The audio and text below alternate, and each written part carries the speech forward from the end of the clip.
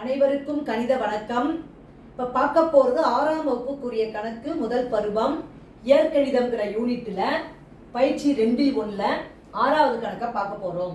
பின்வரும் வாய்மொழி கூற்றுகளை இயற்கணித கூற்றுகளாக மாற்றுக.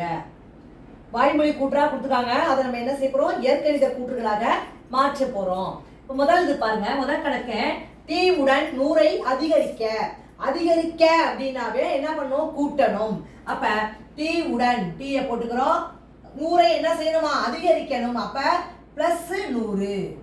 இதுதான் வந்து இந்த கணக்குக்குரிய இயற்கணித கூற்றாக நம்ம எழுதியிருக்கோம். அடுத்த கொஸ்டின் பாருங்க, கியூவின் 4 மடங்கு. மடங்குனாவே என்ன செய்யணும், பெருக்கணும்.